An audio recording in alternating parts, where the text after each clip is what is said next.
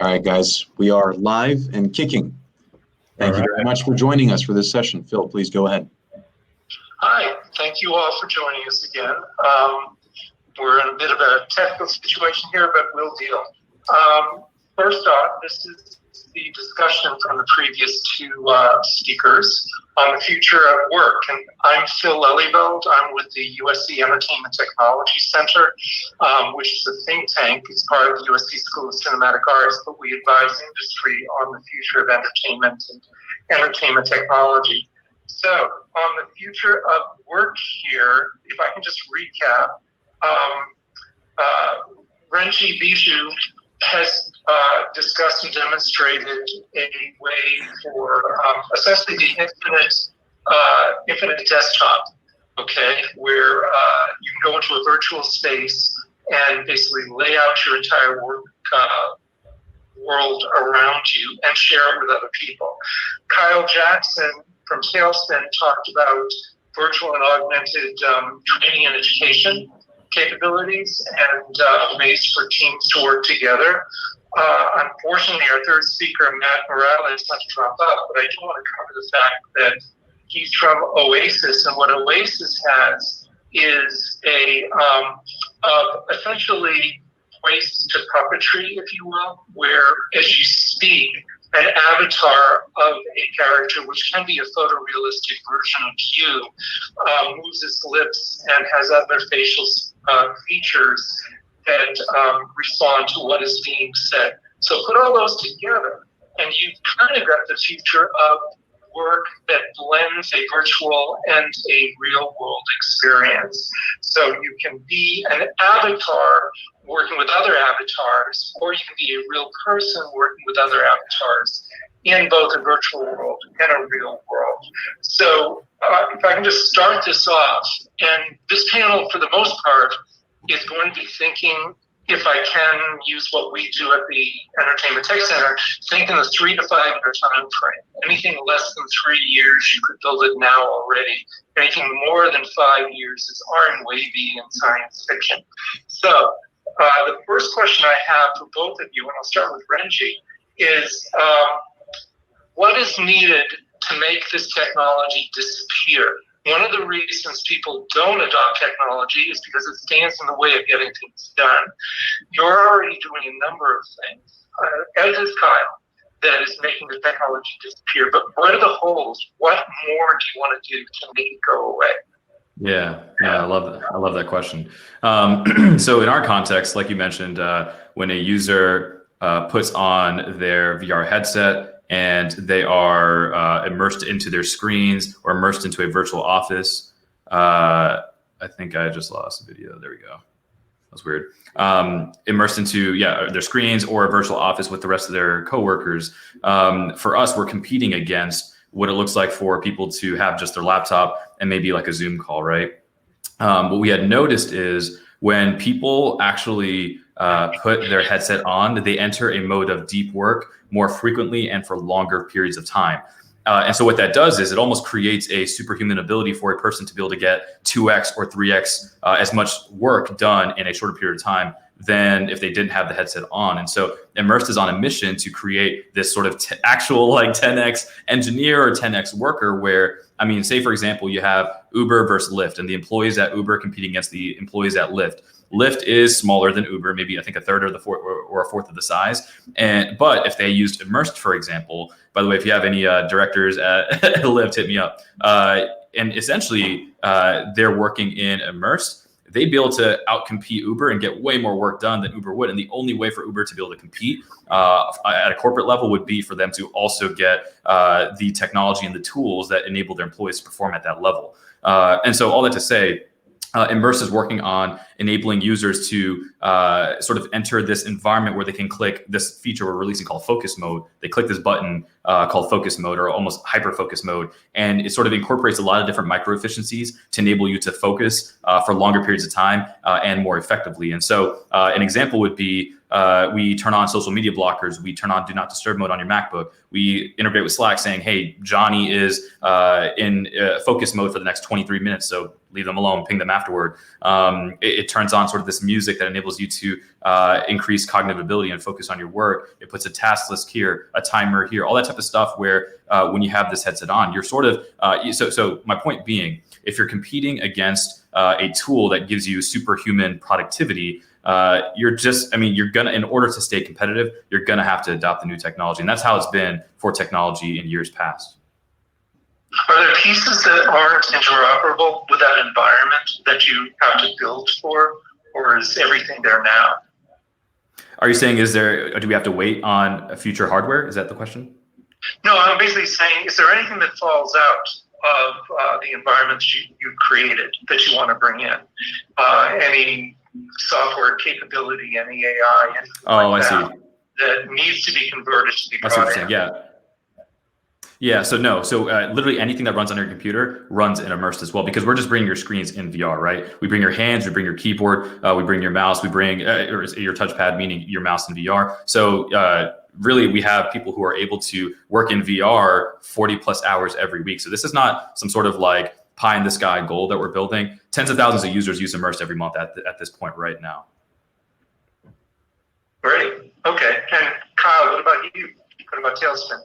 Yeah, I think ours is on that 3-year journey is really kind of right in the bullseye of where I think we're going to start to see technology hit the market that's going to drastically change our roadmap. And so right now, we're able to prove kind of the accelerated learning outcomes and early measurement on things that were previously kind of unmeasurable in terms of soft skills and hard skills, things like that. But it's delivered kind of in a contained environment, if you will, meaning most people are putting on a VR headset either in their home or in a controlled corporate environment, and that learning is being restricted to there. Where as we get to kind of the next gen of hardware on the mixed reality side, and we start to see devices that are able to switch between mixed reality and virtual reality, as well as things that are kind of like all day wearable. Outside of, Renji's use cases, I think is an exception to a lot of the types of work that we're trying to teach people on. So once you get to that next level of optics and the next level of scale factor, that's where this whole thing kind of really starts to fundamentally change, and it's right in that 3-year window. So, that then starts kind of the next wave actually, let me back up. There's a few things that we're doing between now and then, right? And so we have to figure out and are figuring out kind of like, what are the methods for measurement?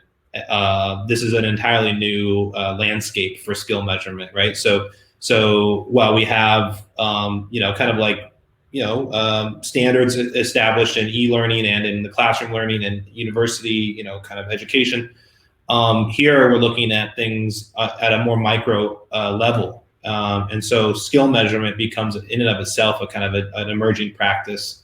There's some really interesting work that's going on in standardization there, both at the U.S. government level, the EU Commission, and, Skills Future in Singapore, at Workday, at Cornerstone, at IBM, at Amazon, across the board, companies are starting to really like try to look through a skill lens instead of a traditional kind of like resume lens.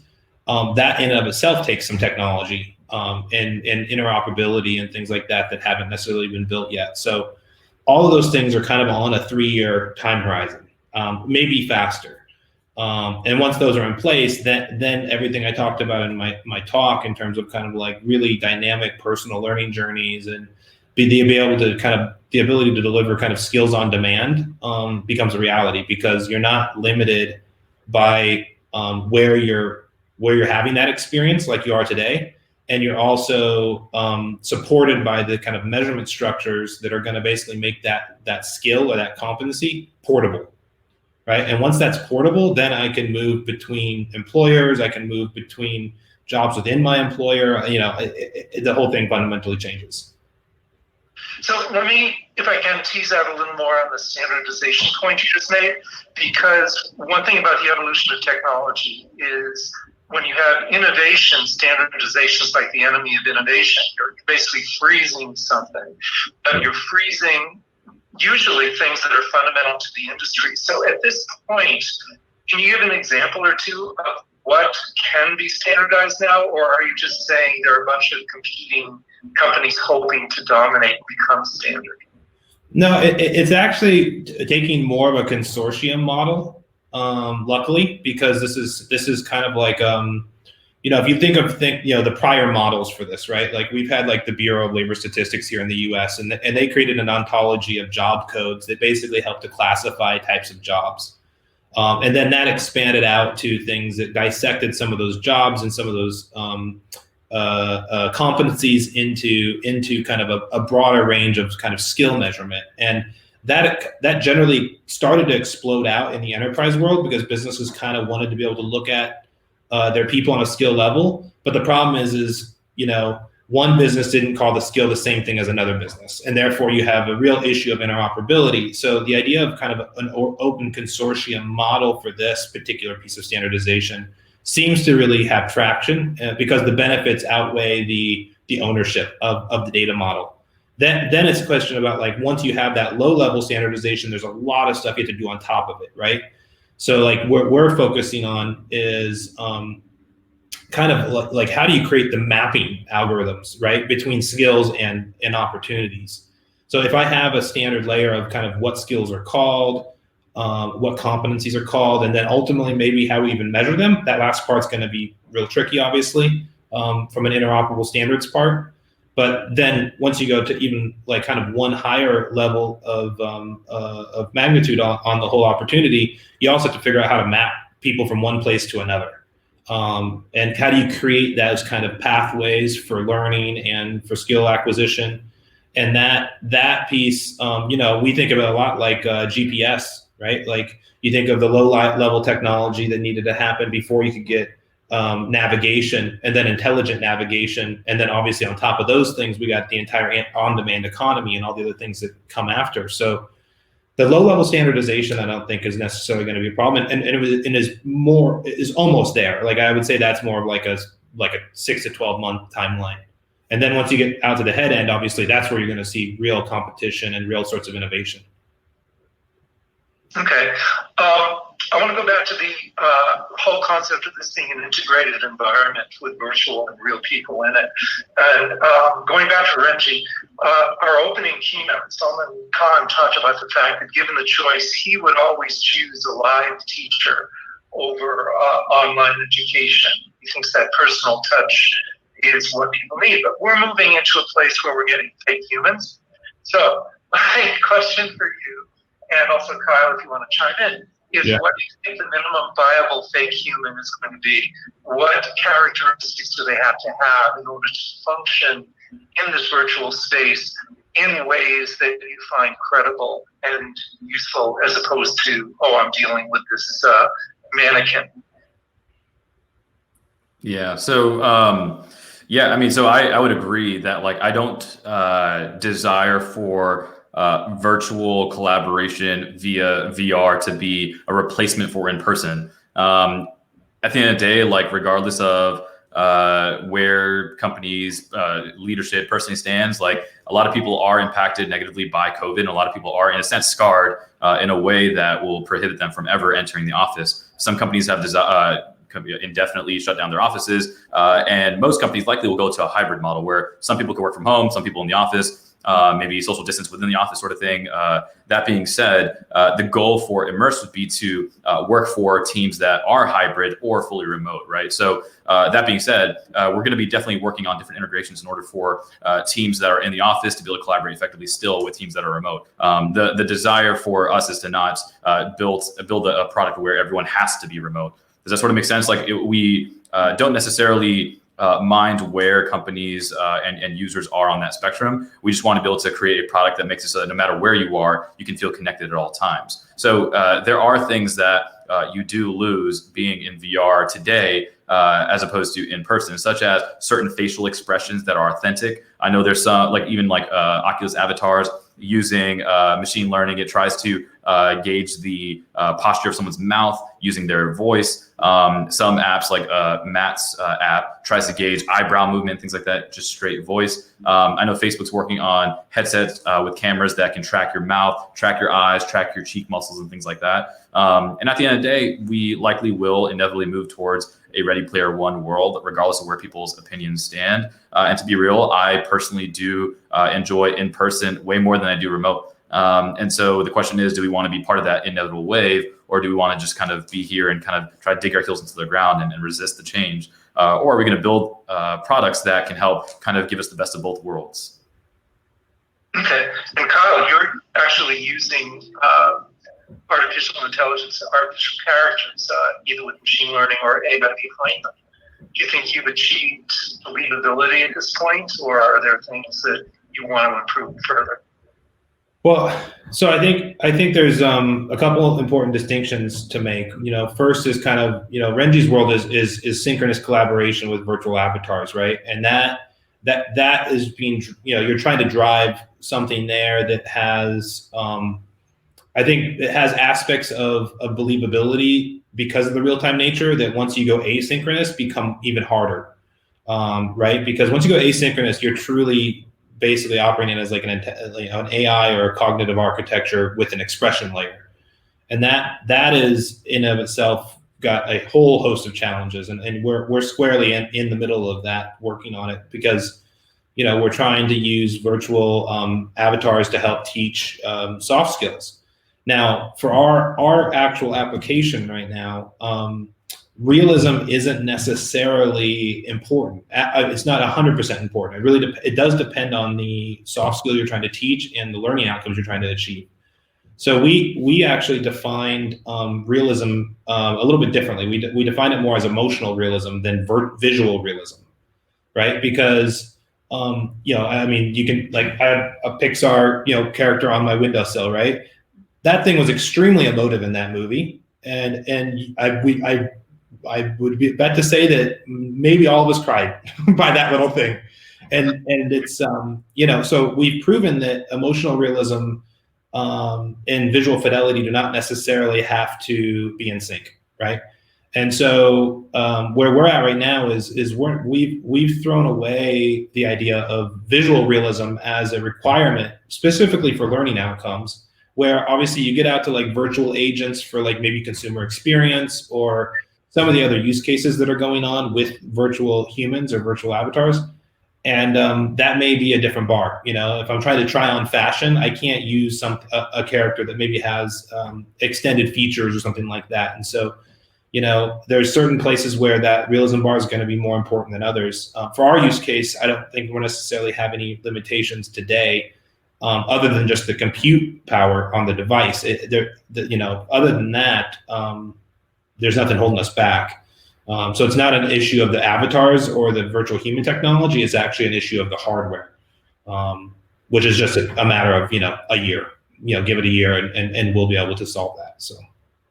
Right, and on that point, let me just throw out that one of the things we're working on in our lab is we're using GPT-3 and 5G to come up with autonomous characters who, once you give them a key phrase, they can actually start storytelling on their own. And the 5G allows it to have a cadence that is a human cadence. So we're more and more believable characters who can create personal stories for every individual on the planet as this thing rolls out. So the 3 to 5 year time frame is quite plausible for both Hollywood storytelling and your training, education, and support activities. But thinking of that in terms of persistent technology and getting back to Reggie, the infinite desktop and the environment you're building now. Let's talk about work-life balance. If you can always be surrounded by your work, I'm going to frame a different question than you might be thinking of, which is your relationship then with your knowledge, or is it with the company you're working with? Are we looking, when we have the infinite desktop and continuous learning, at essentially a relationship where you become a permanent gig worker, but you just keep moving from place to place, or are you focused possibly on a company, and when you leave the company, your internet desktop reshapes? Yeah. So as of right now, Immersed is mainly going to be, like you said, an extension of your desktop, and so that really that decision is in the hands of the user, right? Meaning, I could use my MacBook for just my work if I feel like it, or I could use it for Facebook, like recreational stuff, watching movies, whatever. Likewise, with your phone, you could have a work phone, a home phone, whatever, or a cell phone that you use for personal use or work or whatever. And so because Immersed is going to be and currently is an extension of your desktop, and even when you have integrations where we allow you to bring a phone into VR as well, so you don't have to take off your headset to respond to text or things like that. At the end of the day, we leave that decision into the user's hands. Some people, people rely on different perspectives on the spectrum of work-life balance versus work-life harmony or integration. For me, for example, because you probably heard this quote before, if you love what you do for work, you'll never work a day in your life. I'm a coder through and through. I love our product. Our team loves what we build. And at the end of the day, we do work probably 60-hour weeks because we really, really enjoy it, and our families enjoy it. We feel like we're building the future of work. And so if we're building something like that, we don't really have this idea of, hey, put this stuff away. Because at the same time, we do want to have a servant-hearted perspective on serving users and customer support and things like that. And at the same time, we have our users that this extends to them, where they're now supporting. Even one of our users are here responding to questions and stuff in the chat because they really love what we're building. And so that being said, what we're trying to build is a way for people to be more flexible, to have optionality. And so whether they're working from home, whether they're working in a building, whether they're working, maybe they have $1 million in their bank or $5 million in their bank, and they just want to live on a boat, but still want to day trade or something, right? And say Elon Musk's Starlink will give them internet access or whatever. But they can have their screens and their team or whatever it looks like, no matter where they are on Earth. And we're just sort of wanting to free people to have the flexibility to do whatever they want. Someday I desire to live in New Zealand in the Shire, right? And not necessarily in a city. And so hopefully Immerse will be able to bring that, give me that sort of privilege to do that. Beautiful.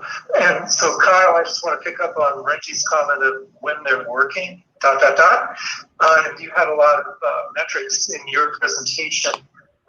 As this technology, as the experience gets more and more sophisticated, more and more personal data is gathered in order to make it function properly and be personalized to you. I love the Ellen K quote, technology is what was invented after you were born. Everything else is part of the landscape. So the next generation is going to be totally comfortable having all this data being gathered. But currently, are you getting any pushback or are people just accepting it because it works so well for them? I don't think we've gotten to the edge where the pushback's going to start yet.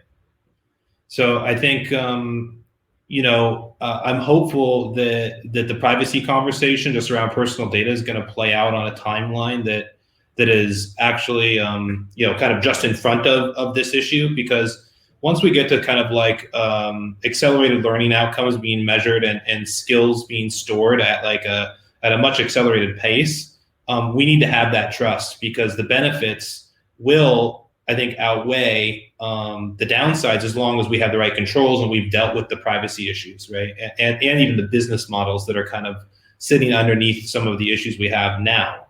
And so it kind of comes back to a little bit of your other question of what's your relationship to an employer when you have this type of a knowledge environment. And so our thought is that it's going to require a lot more of employers, because the power becomes in the hands of the individual, right? If I can kind of prepare myself for a new opportunity in an accelerated timeline, and I can do it from anywhere, to Renji's point, employers have a different value proposition they have to make. And so our thought is that value proposition is to give them a clear view on their way to progress, right? A much clearer view than they have today of how I take my current skills and I can use those to bridge to new opportunities, ones that maybe aren't obvious to me or aren't obvious, period. And if they can give that viewpoint to their workforce, then they create an environment in which people don't want to leave, right? Because anything is possible in that environment, so long as the business needs those skills. And so, today, we have a very I think generally, I actually don't know the statistic on this. I know it's just not in employers' favor, but millennials and younger basically look at the need to leave their current employer to progress.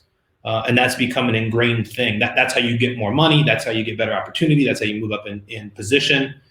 And that fundamentally is a problem for employers. And it comes with a lot of downstream issues. So I think the combination of these topics is really kind of at the center of solving that, or maybe, kind of recentering what a employer is from an employee viewpoint.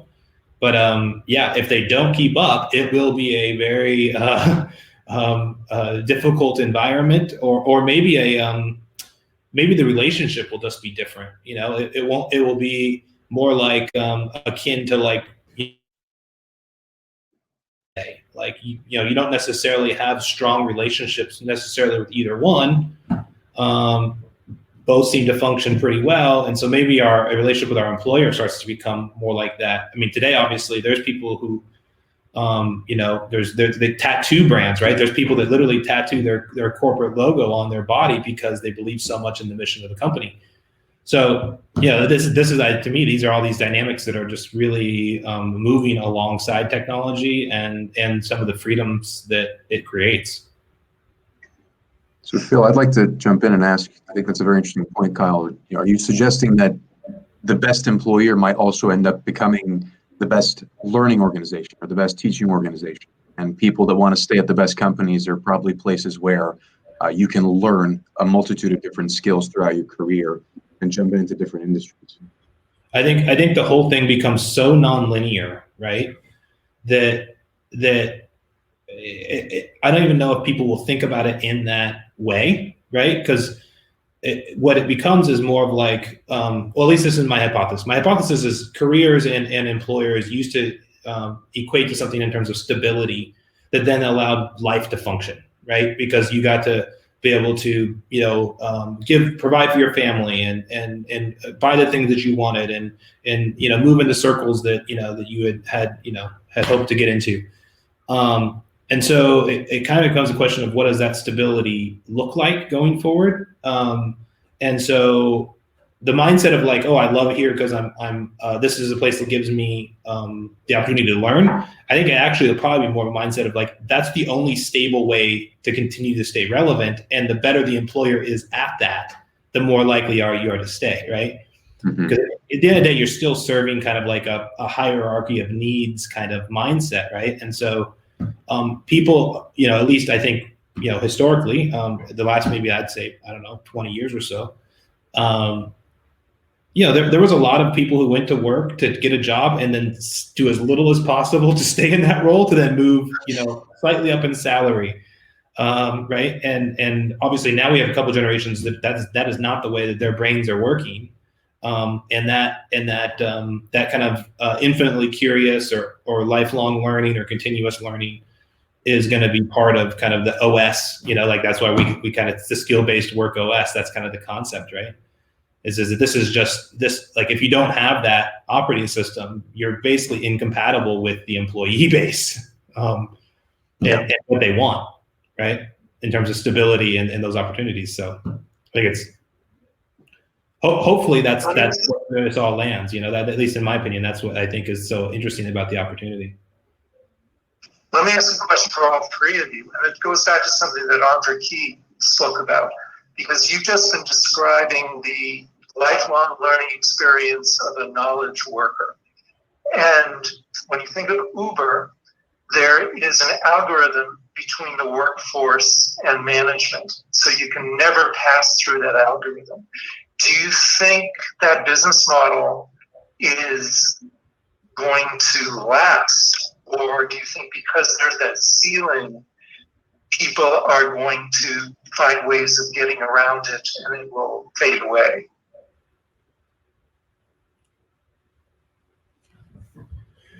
Still out of trance. I can go first. I'll try. I'll take that first. So let's see. So I think the lens at which the workforce will be viewed through will be drastically different than it is today. So let's start there, right? And so if I know, for instance, and this is kind of where Uber is at, right? I mean, they know that generally there's a capable workforce. There's a very low level of vetting they need to do for a huge majority of that workforce, and there's a relatively infinite supply. So they are in I think in a talent marketplace or a talent supply demand equation that's very different than the majority of employers. And so. But there is some like, I think, common characteristics, right? So employers will be able to look at their employee base through kind of that same skills-based lens to where they can make those types of rapid decisions around employability and workforce balancing on the same kind of like supply-demand curve that Uber is. And that I think really butts up against a lot of like what Aaron was just asking about, which is what's the identity of an employer and what's their obligation to the people they're trying to retain. And so I'm hoping that this is a natural like supply demand balance issue that will ultimately force employers to not be abusers of that data and of that landscape, because talent is not in infinite supply for the types of skills they need, like it might be with something that is low level as Uber. And so therefore they can't operate the same way, right? Like, even if they have the same kinds of data and same kinds of confidence around, like, I've got somebody that's incredibly adaptable, that has certain digital and physical skills that I need, and I know that with confidence, and I can employ them in minutes because of those profiles. That's extremely valuable lens. But there's also an element of like, that person's valuable to keep near my organization. So I'm not going to use and abuse that relationship maybe the way that a lower skilled workforce, and in your example of Uber, they're not necessarily thinking that same way. So I think it hopefully puts more of the responsibility as we move up the skill ladder. The employer ultimately has an obligation to the employee to provide something that's gonna naturally kind of govern that, I hope. But it's anyone's guess at this point. Oh, that's great. Before we go on, let me just reach out to the whole audience and encourage you to put questions in the question field, because we have time for audience questions. And having said that, jumping just a little bit back over to Benji, and that you're creating an environment where it's a blend of virtual and real people in each location, if you will. Hollywood has spent 100 years making you believe something that is fake is actually real. And we're getting to the point, in our lab, we're working on concepts of how do you archive a personality the same way you archive a chair or a house. What are the parameters for that? What are your thoughts on if I can create a photorealistic avatar of myself and send them to a meeting, how can we safeguard someone from sending a fake me and destroying my reputation? Yeah.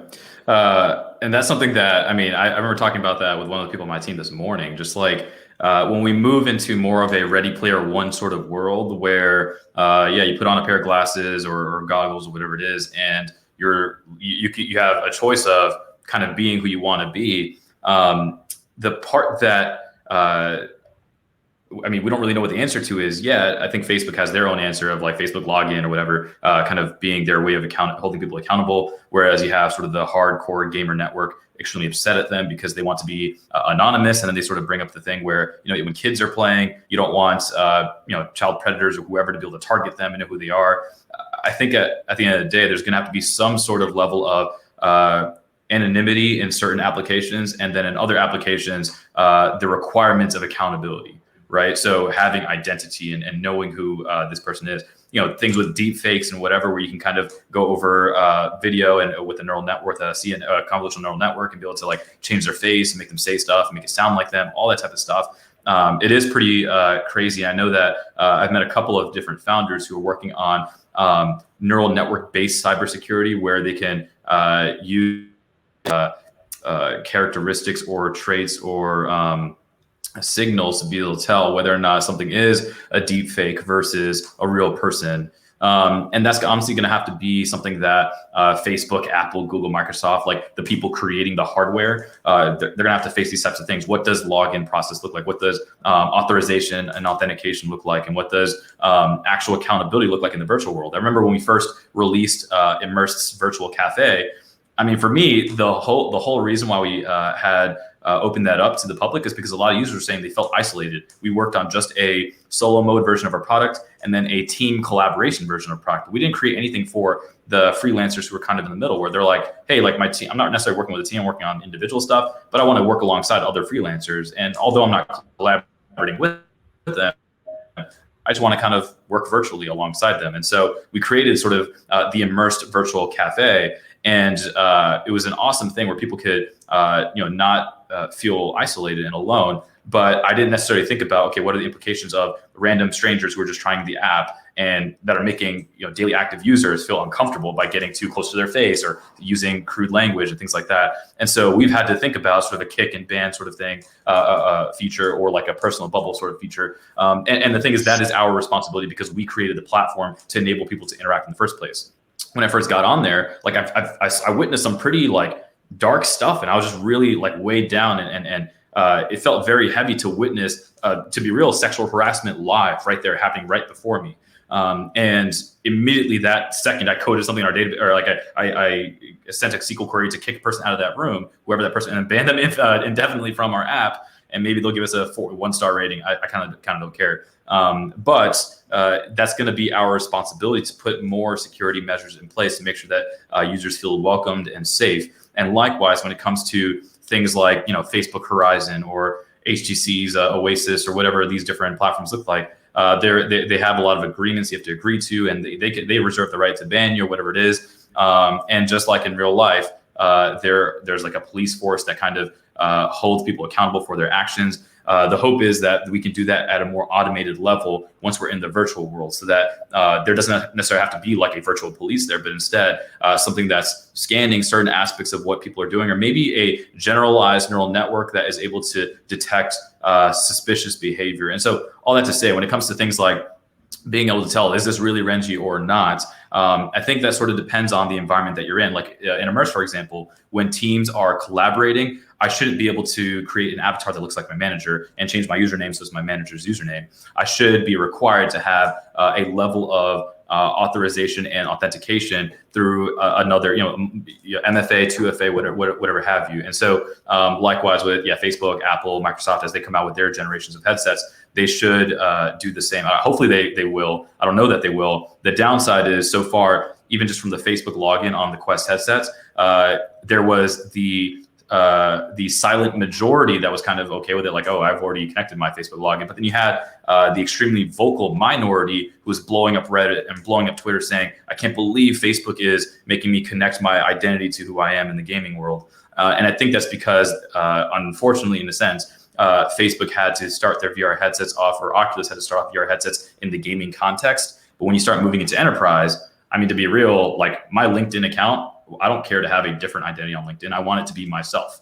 And I want to have my real professional experience. And so as Facebook and others kind of move into more of a professional thing, and even us, to be real, I kind of don't really care for anonymity in an enterprise product. That's my 2 cents. And I'm sure some of our users could be upset at me for saying this, but I'm being real. I want to connect real people. I don't care for, I'm being straightforward. I don't care for this escapism sort of mentality where I leave the real world to go to a foreign fake world that I create myself. To be real, I think that God has created people the way that he intended to, and every single person as they are is special, and we should be able to connect those people. I don't care for this sort of escapism, living in the stacks, being a different person.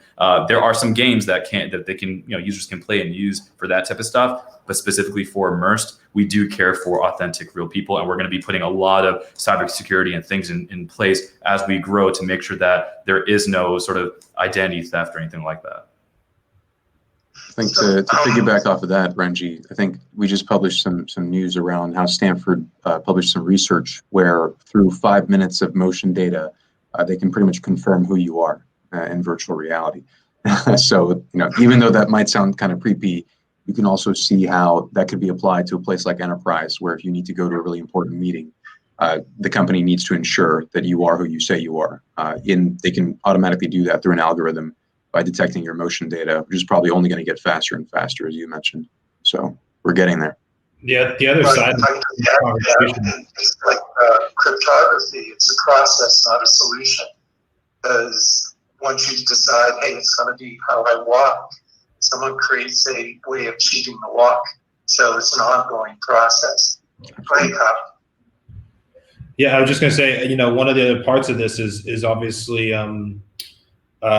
somehow we didn't take near as much attention to kind of digital etiquette and morality as we have in the physical world, right? And now that those two things are becoming kind of more interchangeable, I think there's a lot of education and just kind of literacy there, expectations, governance. I mean, it takes all sorts of forms.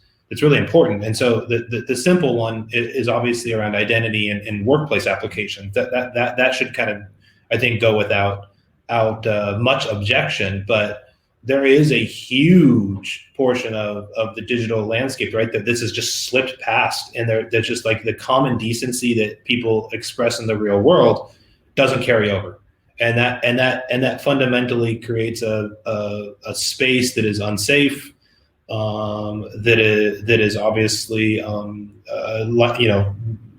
detrimental to both our progress and well-being and other things like that. And so I think it goes back to education again, and at least the younger generations, I think, that have grown up with these types of communities, like the Roblox community, the Minecraft communities. I mean, there's kids that are coming through now, that are from the time they were 4. They're collaborating in digital communities and building real relationships. And so I wonder how much of that will naturally kind of come with this next generation and how much we actually have to start to govern.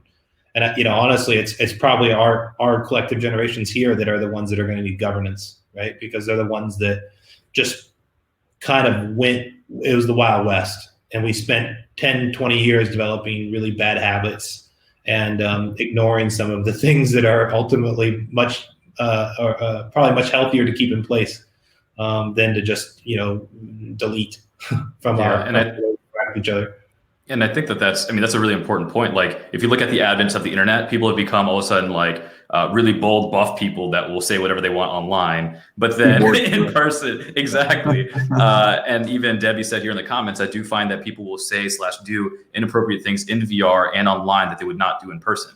And to be real, I've had that happen. Like, I've had VCs send me very angry emails. And I was like, when I met with you in person, you were not like this at all. And also, you're half my size in person. And so you probably wouldn't say this to my face. But because I'm a kid, you're willing to send me angry emails. I'm like, man, there's so much good that has come from the internet and emails and texts and calls that enable us to be connected to one another. But it also unfortunately does this thing where it gives people more boldness to be mean and crude and whatever. And so it's kind of like this the flip side of either side of the coin, where it's like we care about authenticity but also at protecting people. Right. So, and I think that both those things go hand in hand. And yeah, like in enterprise applications, we care about real people kind of collaborating and then people not being able to take each other's identity. But then you have on the gaming side and entertainment side, anonymity, so that you could protect kids who are playing Minecraft or whatever else, so that an older, maybe predator or whatever, cannot target them in a certain way. And so I think that we're going to have to not necessarily integrate the two and make them the same, because they're not. And I think that that's where a lot of the blowback with Facebook's login stuff came, where Facebook was enforcing real identity to the gaming world. And that's where it got kind of weird.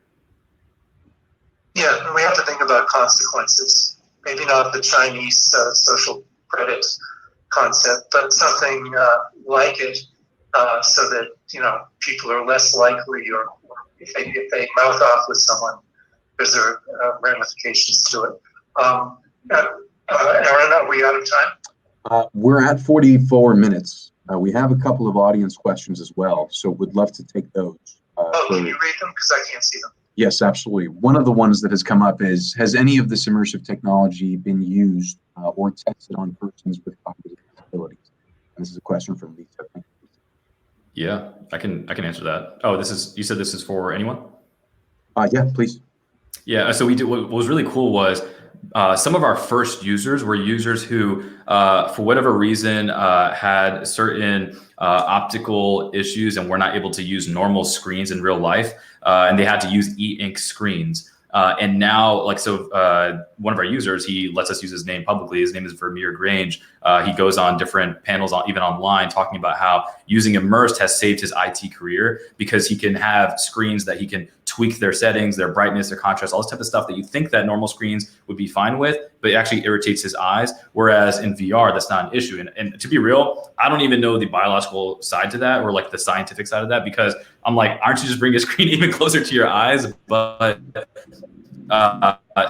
somehow, some way, I think the way the lens gates light particles into his eyes really make it more comfortable for him. And so we also have users who are deaf who use Immersed with hand tracking in order for them to be able to sign in VR as well, which is really, really cool. So I love the fact that these sorts of products enable people who, especially during COVID, who can't talk on the phone or whatever it is, are now able to have an immersive environment and sort of recreate what they had in person, or at least restore them back to something where they can manage their work more effectively. And at the end of the day, not have to struggle as much as they did before using our products. I thought that was really, really cool.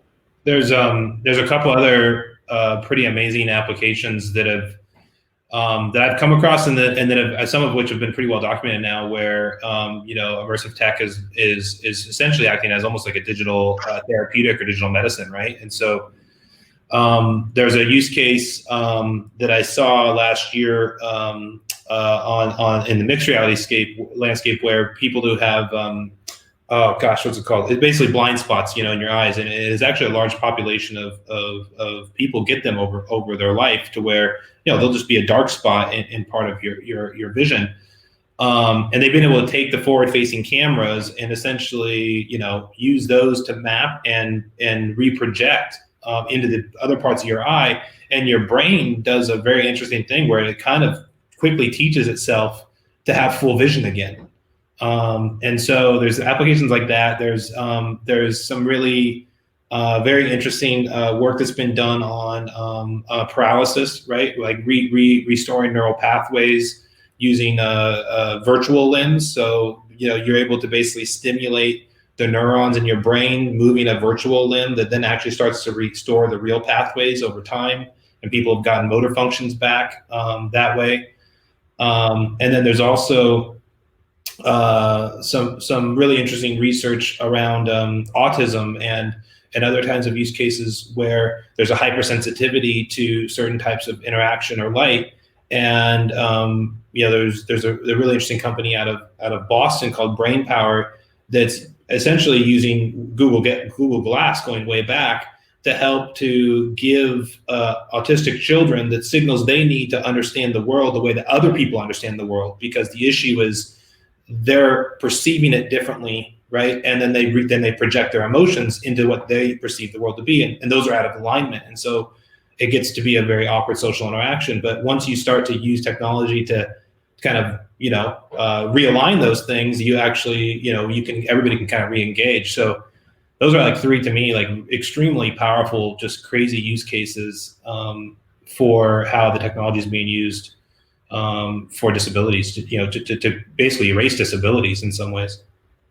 Absolutely. I think life sciences healthcare is probably one of the biggest industries for augmented reality, virtual reality, and assistive technologies in general. Two companies to check out, Lisa, since you asked the question, beyond Immersed as well, would be Applied VR. They're doing a lot of work in the therapeutic space, as well as Behavior as well. Those are the two really interesting companies if you want to learn more.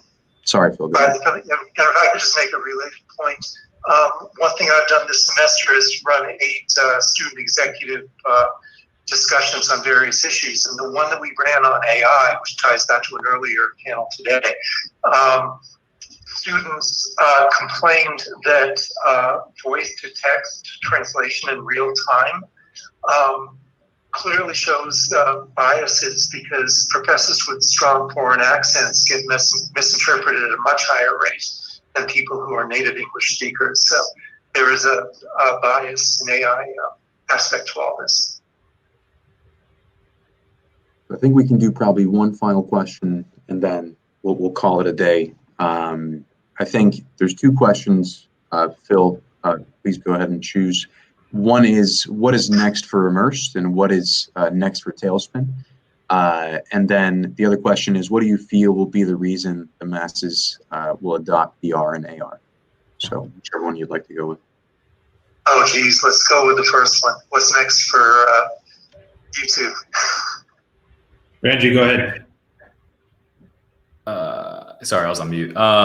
Yeah, so what's next for us? So yeah, we're a team of 13 people right now. And so we actually raised a public crowdfunding round this past summer. And it was a crazy hit. I mean, we blew through $1 million within 4 hours, and then 2 million in the following day or two. And so a lot of people have been hitting us up after that about, hey, how can I get our money into Immersed as well? So we're contemplating what that looks like in the future for us. But we do, as our user count is going up and user usage is going up, and more people are starting to work full-time in VR, we do want to sort of build not just more like kind of random features, but build more of almost an immersed OS. I love the way that Kyle had framed that for his company. But we're essentially building kind of this all-together sort of work solution. And so to do that, that also takes more funds and stuff. And so we'll see for people who are potentially interested, just follow our journey and our progress. We might make some announcements in the next couple of months for people to partake in that if they would like. But that being said, for us, we are also hiring, right? So we're also looking for strong Unity engineers and back-end and front-end developers. And so if you go to immersedvr.com and click on company, we have some jobs and stuff on there that are listed. And we are trying to continue hiring founder mentality people, keeping the bar super high, but we are building the future of work. And so for us, that might look like us collaborating with companies like AWS and Apple and Facebook and whatever. And so you have connections at those companies. We'd love for you guys to send any and everything our way. But that being said, yeah, I think that sort of we try to keep a lot of the exact feature set close to the vest, mainly because there are competitors out there.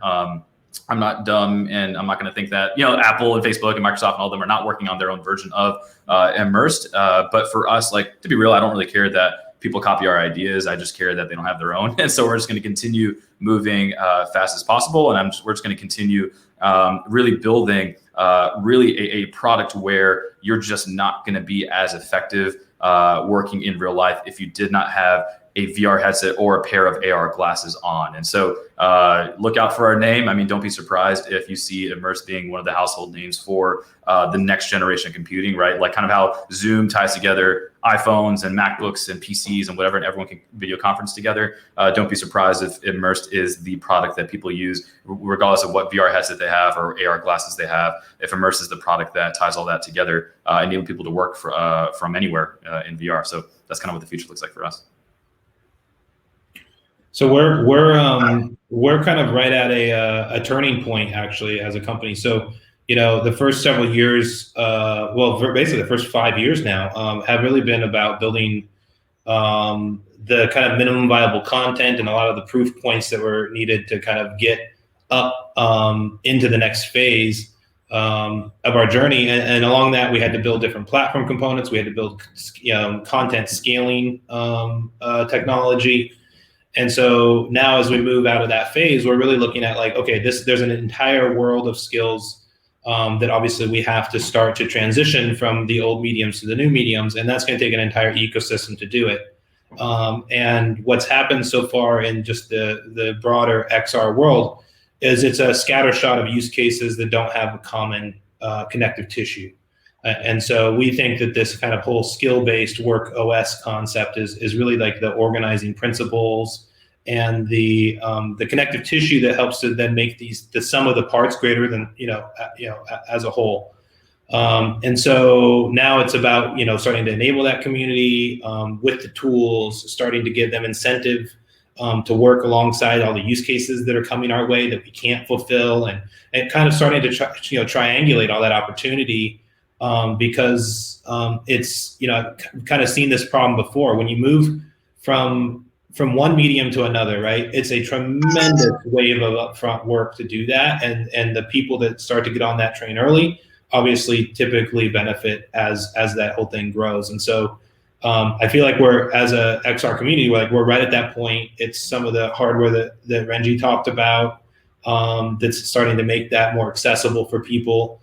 It's some of the data that I shared and is that's making it, from an ROI perspective, a bit of a no-brainer for businesses. So the timing is kind of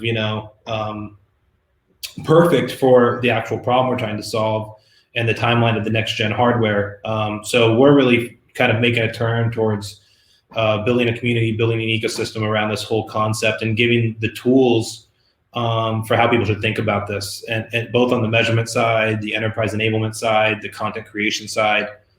It's quite a bit to obviously orchestrate the whole thing. And so really the top of the year that we really start to push hard into that journey. Excellent. Okay. I think that's a wrap, guys. Phil, right. Any closing thoughts, Phil? I'd just like to thank our two panelists, Les Aaron, for participating in this session. And you can find all of us on the website of the event, right?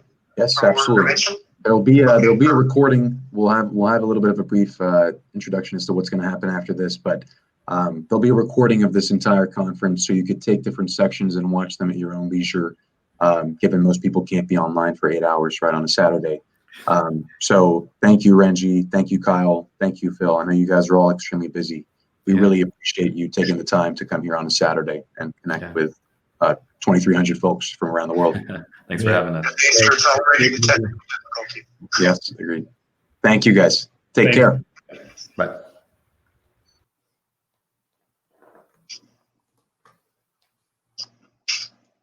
All right, folks.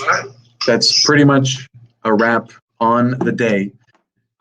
Some final thoughts with me and Khan momentarily, some logistical thoughts as well as a thank you. So stay tuned for just a little bit more. We'll be right with you.